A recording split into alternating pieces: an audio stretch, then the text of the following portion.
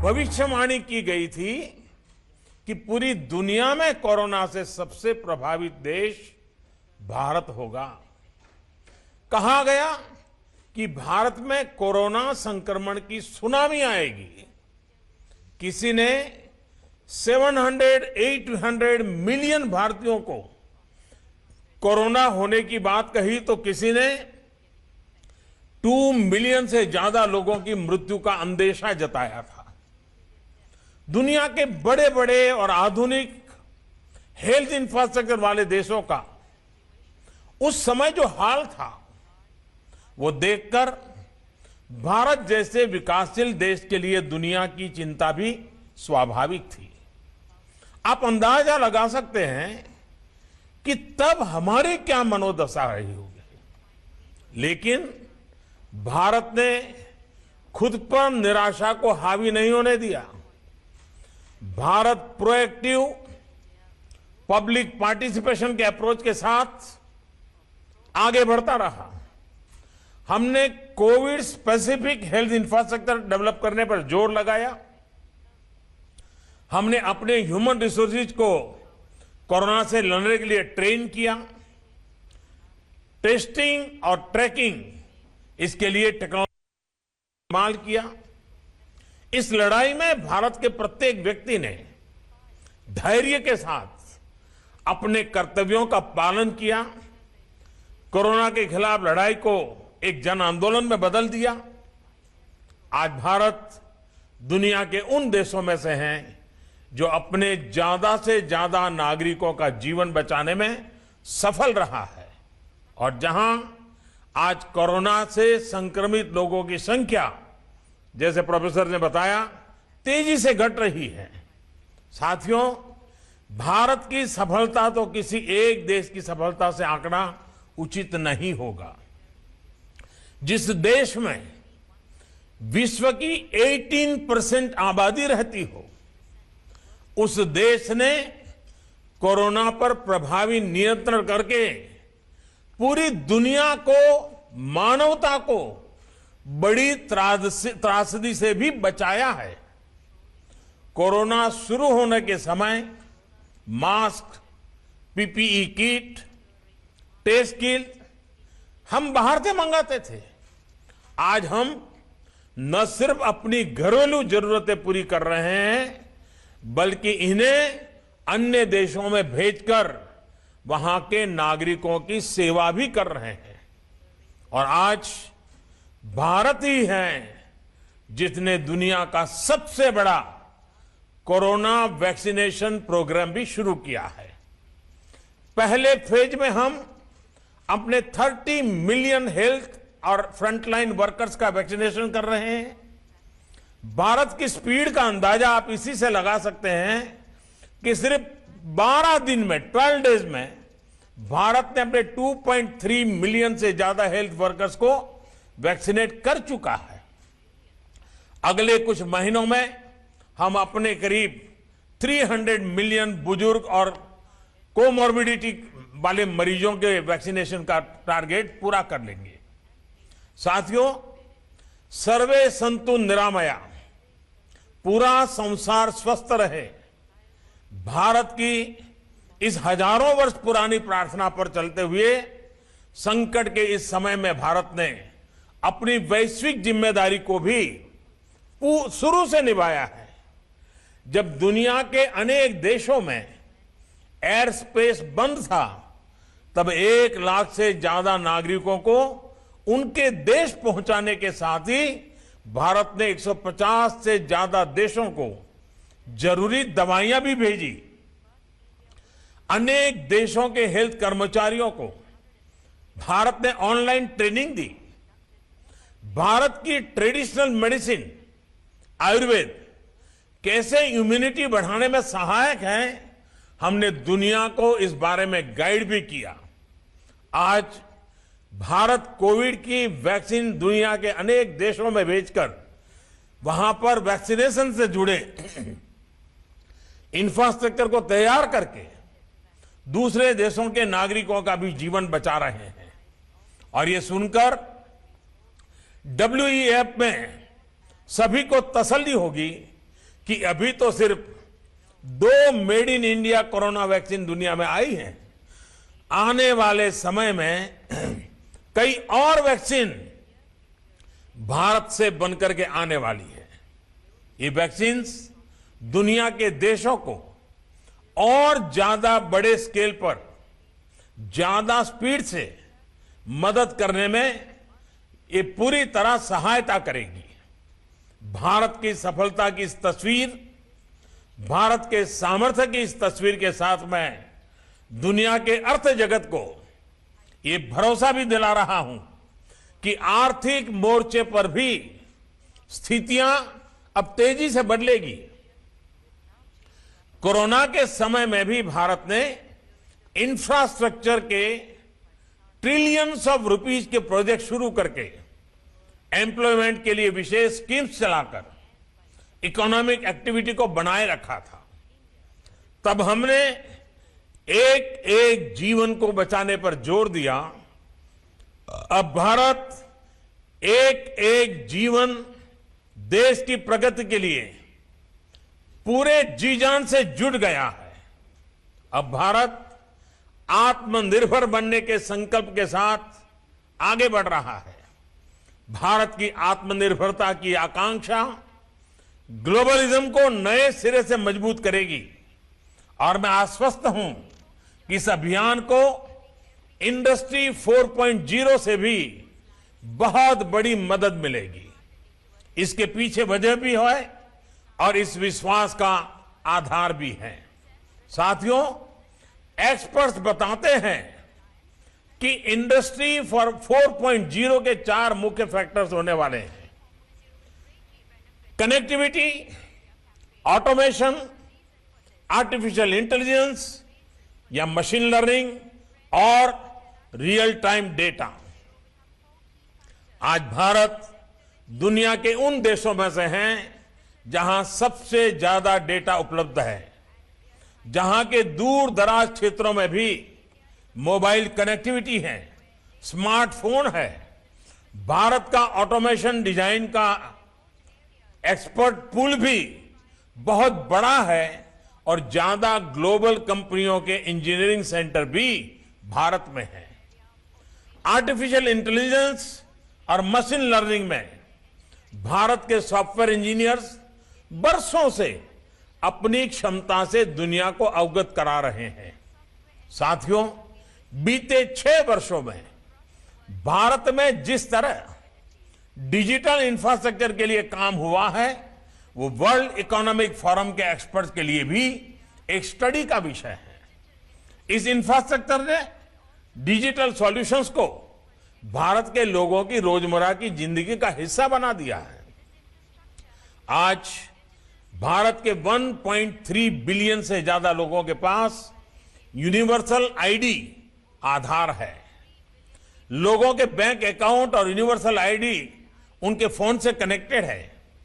अभी दिसंबर के महीने में, अकेले मैं दिसंबर की बात कर रहा हूं, अभी दिसंबर के महीने में ही भारत में 4 ट्रिलियन रुपीस का लेन देन यूपीआई से हुआ है। यहां जो बैंकिंग सेक्टर के लोग हैं वो जानते हैं कि किस तरह से दुनिया के बड़े बड़े देश भारत द्वारा विकसित यूपीआई व्यवस्था को अपने यहां दोहराने का प्रयास कर रहे हैं। साथियों, हमने ये भी देखा है कि कोरोना संकट के दौरान अनेक देश परेशान थे कि अपने नागरिकों तक सीधे आर्थिक मदद कैसे पहुंचाए। आप ये जानकर चौंक जाएंगे कि इसी दौरान भारत ने 760 मिलियन से ज्यादा लोगों के बैंक खातों में 1.8 ट्रिलियन रुपीस से अधिक सीधे ट्रांसफर किए हैं। ये भारत के मजबूत डिजिटल इंफ्रास्ट्रक्चर की ही ताकत का उदाहरण है। हमारे डिजिटल इंफ्रास्ट्रक्चर ने पब्लिक सर्विस डिलीवरी को एफिशिएंट भी बनाया है और ट्रांसपेरेंट भी बनाया है।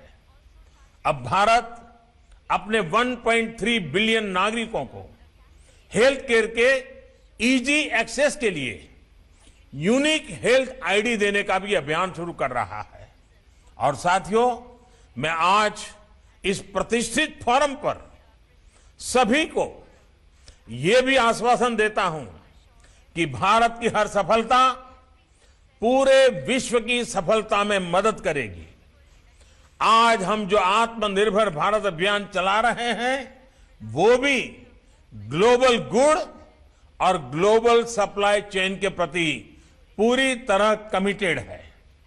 भारत के पास ग्लोबल सप्लाई चेन को मजबूत करने के लिए कैपेसिटी भी है, कैपेबिलिटी भी है और सबसे बड़ी बात रिलायबिलिटी भी है। भारत के पास आज बहुत बड़ा कंज्यूमर बेस है और उसका जितना विस्तार होगा उतना ही ग्लोबल इकोनॉमी को लाभ होगा। साथियों, प्रोफेसर क्लाउस श्वाब ने भी कहा था कि भारत संभावनाओं से भरा वैश्विक खिलाड़ी है।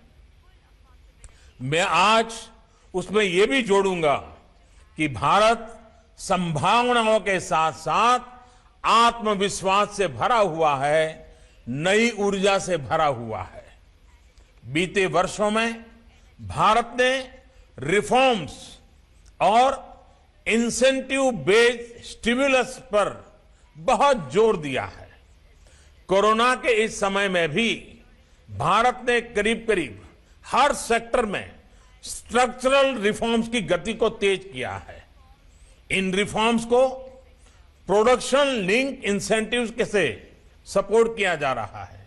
अब भारत में टैक्स रिजिम से लेकर एफडीआई नॉर्म्स तक एक प्रिडिक्टेबल और फ्रेंडली एनवायरनमेंट है। भारत में ईज ऑफ डूइंग बिजनेस की स्थिति लगातार बेहतर हो, इस दिशा में भी काम जारी है। और एक विशेष बात यह भी है कि भारत अपनी ग्रोथ को क्लाइमेट चेंज के लक्ष्यों के साथ भी बहुत तेजी से मैच कर रहा है। साथियों, इंडस्ट्री 4.0 को लेकर हो रही इस चर्चा के बीच हम सभी को एक और बात याद रखनी है। कोरोना क्राइसिस ने हमें मानवीयता का मूल्य फिर याद दिलाया है।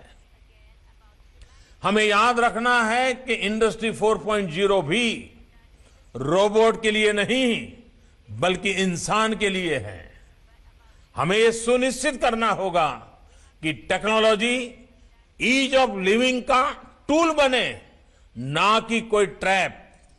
इसके लिए पूरी दुनिया को मिलकर कदम उठाने होंगे। हमें सबको मिलकर कदम उठाने होंगे। मुझे विश्वास है कि हम इसमें सफल होंगे। इसी विश्वास के साथ मैं अब आप सबके साथ क्वेश्चन आंसर सेशन की तरफ बढ़ना चाहूंगा और हम उस दिशा में आगे बढ़ते हैं।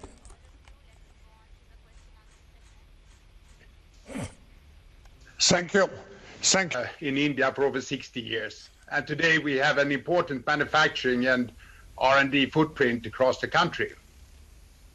And we feel privileged to have been part of building some of your nation's impressive landmarks. For example, we have helped to ensure energy efficiency in the state of Unity, and our technology helped drive the world's largest irrigation project, bringing much needed water to millions of farmers in India. Our technology has also been a key part of making Indian transport systems modernized and more sustainable. And we recently also inaugurated a robot facility to support the digital transformation of Indian manufacturing industry. So together we can unlock India's economy's potential and drive high productivity, growth and prosperity. So to my question, Ms. Honorable Prime Minister, you recently announced a multi-sector production-linked incentive scheme to boost manufacturing. So what is your vision and complementary reforms in infrastructure and logistics, but also how to make India a preferred destination for investment for global manufacturers like ABB?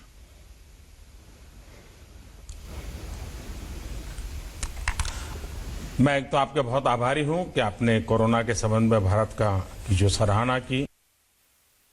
Health workers को उसके कारण बहुत ही संबल मिलेगा।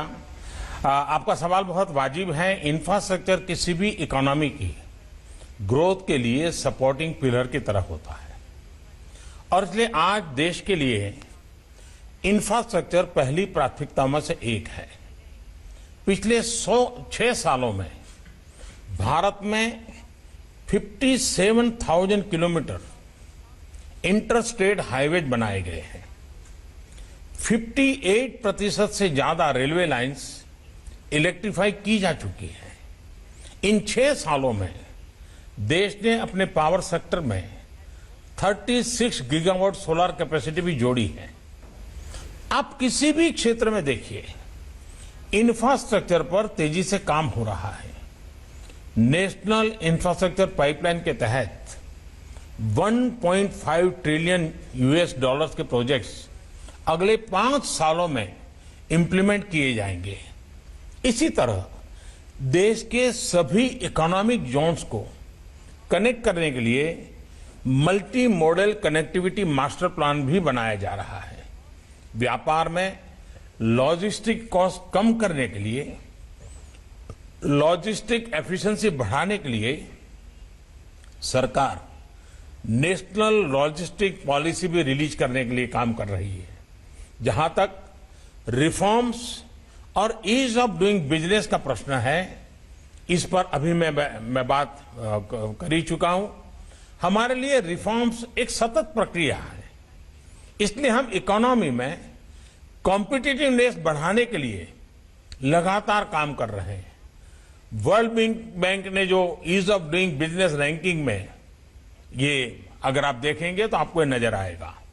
जिन उदाहरणों का अभी मैंने जिक्र किया, जैसे कि लेबर रिफॉर्म्स हो, कम और आसान टैक्स स्ट्रक्चर हो, कंपनी लॉ ऑफेंसेस का डीक्रिमिनलाइजेशन हो, ये सब आज भारत के सार्थक प्रयासों के उदाहरण हैं।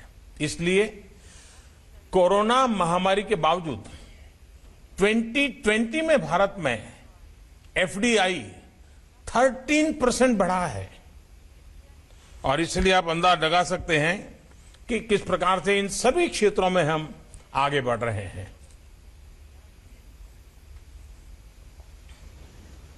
Thank you. May I now call on Joe Taylor, the CEO of Ontario Teachers Pension Plan.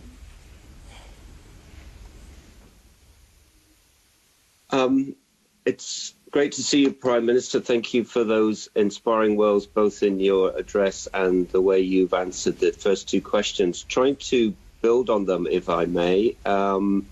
You've talked very clearly about the infrastructure development to help India realize its potential as a manufacturing hub. I just wondered if you'd be able to share a few thoughts about how international investors like Ontario Teachers can help the local financial community to both promote and finance these developments.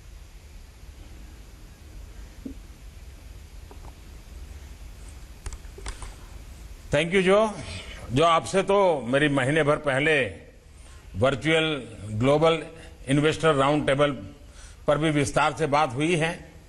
मुझे खुशी है कि infrastructure लेकर आप सब इतने सवाल पूछ रहे हैं। ये जरूरी है कि देश और इंडस्ट्री दोनों मिलकर इंफ्रास्ट्रक्चर को गंभीरता से लें। अनुमान के मुताबिक 2040 तक देश की इंफ्रास्ट्रक्चर नीड्स करीब करीब $4.5 ट्रिलियन के बराबर होगी। मेरा मानना है कि ये लक्ष्य सरकार और इंडस्ट्री को साथ मिलकर पूरा करना होगा। सरकार इस दिशा में स्टेबल एनवायरनमेंट और हर जरूरी मदद देने के लिए लगातार काम कर रही है। इनमें से ज्यादातर प्रयास आप सबने सीधे जुड़े हुए हैं, आप सब इनसे परिचित भी होंगे। जैसे कि इन्वेस्टर के सामने आने वाली किसी भी सिस्टमिक अड़चन के समाधान के लिए एम्पावर्ड ग्रुप ऑफ सेक्रेटरीज बनाया गया है। प्रोजेक्ट्स की एक रेडी सेल्फ उपलब्ध कराने के लिए प्रोजेक्ट डेवलपमेंट सेल्स का गठन किया गया है। सॉवरेन वेल्थ फंड्स और पेंशन फंड्स के जरिए इंफ्रास्ट्रक्चर में इन्वेस्टमेंट करने पर 100% टैक्स में छूट मिल रही है। इसी तरह डिविडेंड डिस्ट्रीब्यूशन टैक्स, इससे भी छूट दी जा रही है। अभी हाल में ही इन्वेस्टर्स की मदद के लिए सिंगल पॉइंट कांटेक्ट भी स्थापित किया गया है। सरकार transmission lines, logistic parks, airports, oil and gas pipeline और हाईवेज में एसेट मोनेटाइजेशन प्रोग्राम चला रहा है। इससे लो रिस्क ब्राउनफील्ड एसेट में भी इंडस्ट्री के लिए अवसर पैदा हुए हैं। आज इंफ्रास्ट्रक्चर, मोबिलिटी और क्लीन एनर्जी से लेकर टेक्नोलॉजी और मैन्युफैक्चरिंग तक हर क्षेत्र में आपके लिए अपार अवसर है। और अवसर इसलिए और भी कन्विंसिंग है क्योंकि ये अवसर एक वाइब्रेंट डेमोक्रेसी में है, एक बिजनेस फ्रेंडली क्लाइमेट में है और एक बड़े बाजार में है।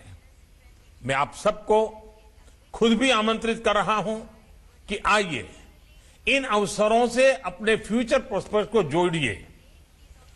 आपको जिस किसी भी मदद की जरूरत होगी, भारत उसके लिए तैयार है।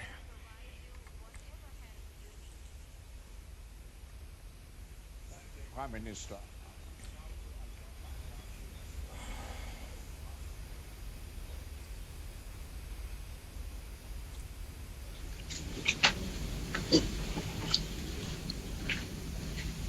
Ajay,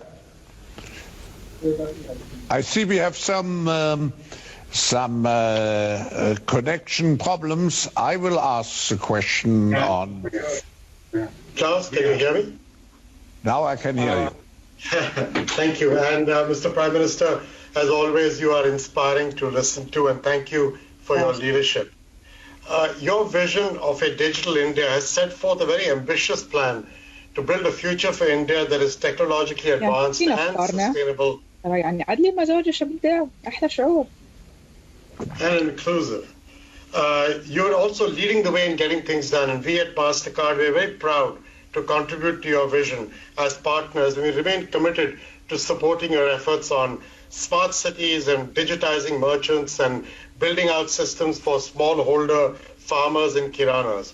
But it's clear that the pandemic has hurt small businesses disproportionately, and we cannot have the Internet of Everything without the inclusion of everyone. So, sir, could you tell us a little bit about how you're prioritizing the rapid adoption of frontier technologies, especially among small businesses, and what can we, private sector companies and long-time partners like MasterCard, what can we do to help you further?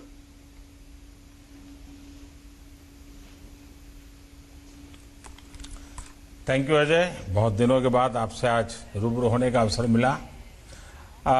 Digitisation आज देश की प्राथमिकता भी है।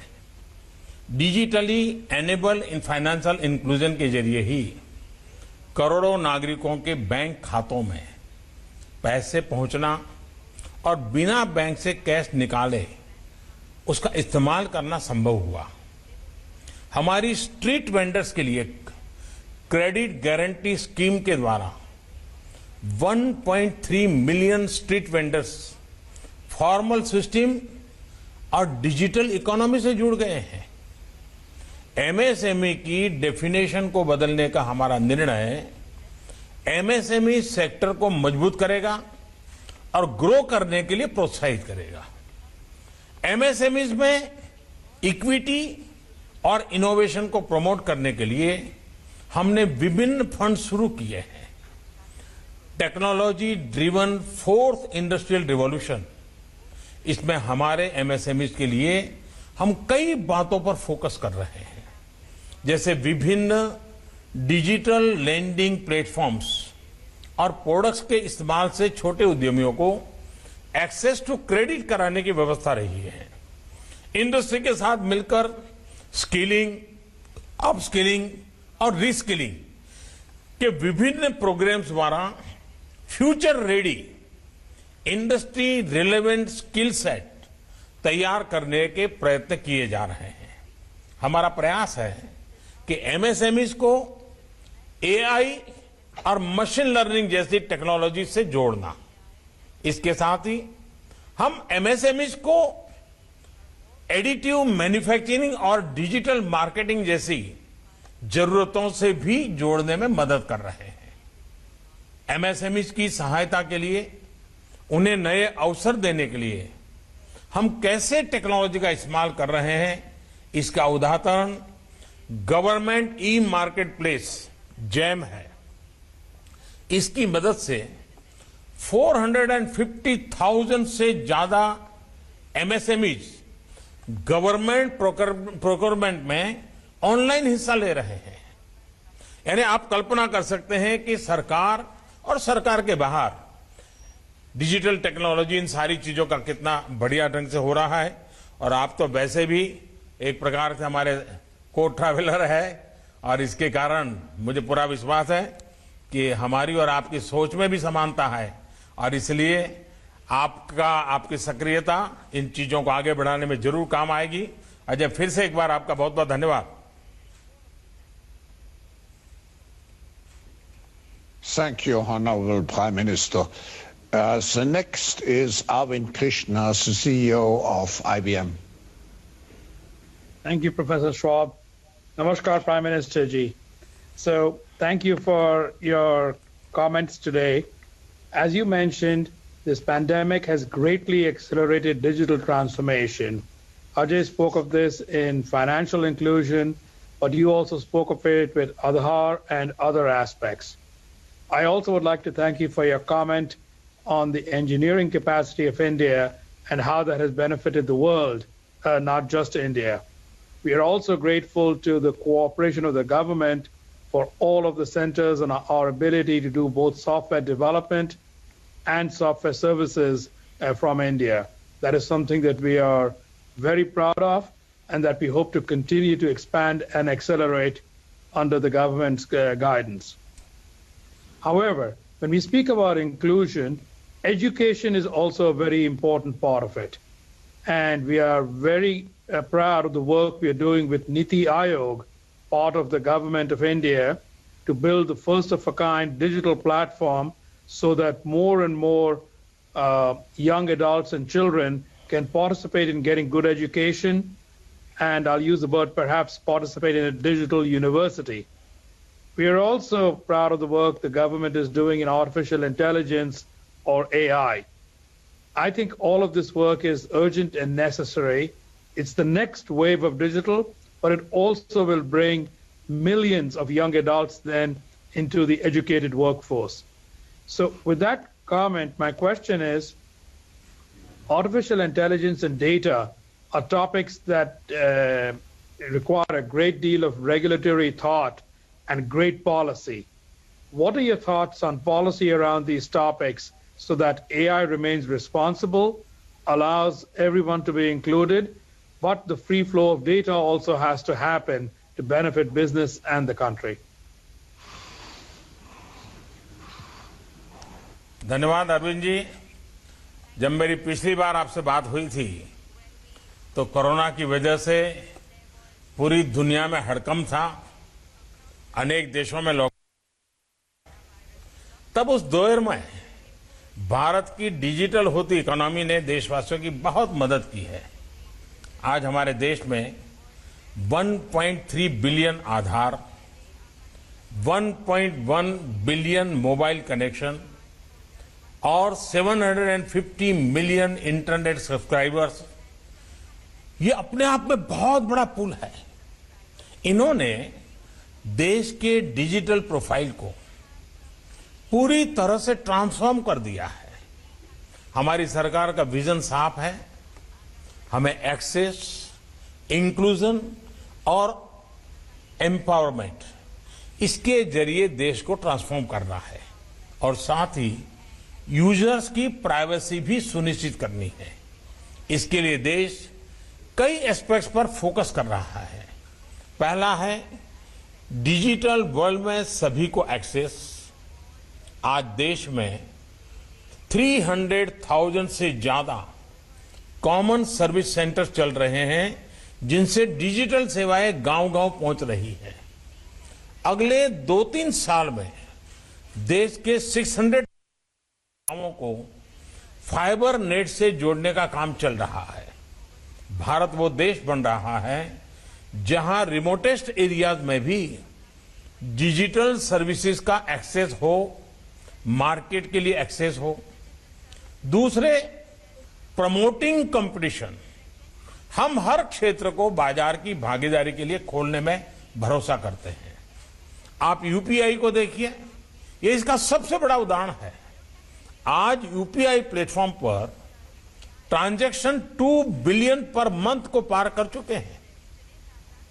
इसमें से एक बड़ा हिस्सा प्राइवेट प्लेयर्स द्वारा बनाए गए ऐप्स के जरिए ही हो रहा है। हमारा तीसरा एस्पेक्ट है फ्रंटियर टेक्नोलॉजीज की रिसर्च पर इन्वेस्टमेंट।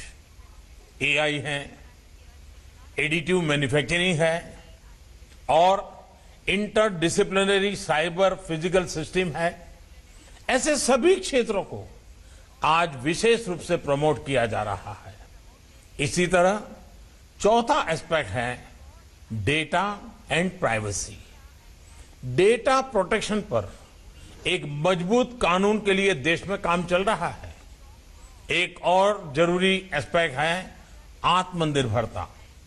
हम पूरी डिजिटल वैल्यू चेन में कॉम्पिटिटिव होना चाहते हैं।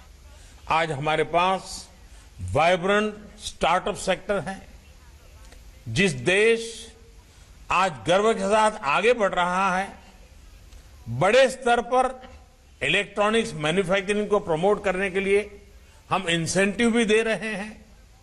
तो आप कल्पना कर सकते हैं कि जिस क्षेत्र में आप काम कर रहे हैं उसके सभी पहलुओं को प्रोएक्टिवली स्पर्श करने का हमारा प्रयास रहा है। अरविंद जी, फिर एक बार मैं आपका बहुत बहुत धन्यवाद करता हूं।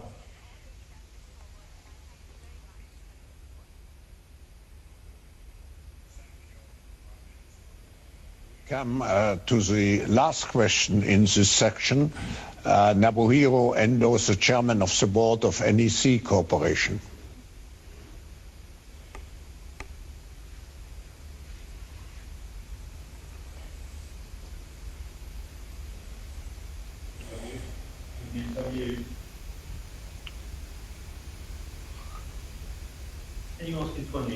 Thank you, Dr. Schwab. It is quite honorable for me to participate this session. And I'm very impressed to hear Your Excellency Prime Minister's presentation previously. And I'm really impressed that Prime Minister is currently trying to lead to reform for India. And I believe that in order to reform the countries, we have the a kind of the methodology that is the smart cities. And I know that you already have the quite big plan, 100 smart cities in India. And my question is that, Prime Minister, your vision and resolve that smart cities are key to achieving the sustainable goals in India are extremely relevant. How is your government planning on driving reforms for India to achieve people-centric reforms in the urban areas? Thank you Indo. देश की बढ़ती economy में हमें urbanisation का भी बहुत बड़ा अवसर मिलता है। आज भी हमारी इकोनॉमी का 2/3 2/3 इकोनॉमिक आउटपुट हमारे शहरों से ही आता है। आज देश सस्टेनेबल अर्बनाइजेशन के जरिए कई महत्वपूर्ण फ्रंट्स पर काम कर रहा है। पहला, ईज ऑफ लिविंग। दूसरा, ईज ऑफ डूइंग बिजनेसेस। और तीसरा, क्लाइमेट सेंसिटिव डेवलपमेंट। इसी कमिटमेंट के तहत 2014 से 2020 के बीच $150 बिलियन अर्बन इंडिया में इन्वेस्ट किए गए हैं। 100 स्मार्ट सिटीज में सिटीजन सेंट्रिक गवर्नेंस, उस पर भी तेजी से काम हो रहा है। स्मार्ट सिटीज और डिजिटल इंडिया प्रोग्राम्स के द्वारा हमारे शहरों में फिजिकल और डिजिटल वर्ल्ड कन्वर्ज करने के लिए उस दिशा में हम काम कर रहे हैं। इसी तरह हेल्दी सिटीज के लिए देश आज लो कार्बन इकोनॉमी की दिशा में भी बढ़ रहा है। हम देश में new age public transportation infrastructure तैयार करने के लिए भी उतनी ही गंभीरता से काम कर रहे हैं। 2025 तक हमारे 25 शहर ऐसे होंगे जहां मेट्रो की सुविधा होगी। इलेक्ट्रिक मोबिलिटी एक और ऐसा क्षेत्र है जिस पर देश तेजी से आगे बढ़ रहा है। ये सब इस बात की बस एक झलक है कि अगले कुछ सालों में भारत के शहरों की तस्वीर कैसी होगी, उनका स्वरूप कैसा होगा। और मैं चाहता हूं कि भारत का जो ये अर्बन का मिशन है, अनेक संभावनाओं वाला मिशन है। दुनिया में जिसके पास भी इसकी एक्सपर्टाइज है, उनके लिए इससे बड़ी अपॉर्चुनिटी नहीं हो सकती है। और इसलिए एक तो मैं इंडो का बहुत आभारी हूं कि उन्होंने स्मार्ट सिटी वाले बड़े महत्व विषय पर, मुझे अर्बन डेवलपमेंट के विषय पर सवाल पूछा और मुझे अपनी बात कहने का मौका मिला। प्रोफेसर स्वैब, मुझे लगता है कि आज मुझे काफी अच्छी तरह सबसे बात करने का मौका मिला है। मैं आपका बहुत आभारी हूं।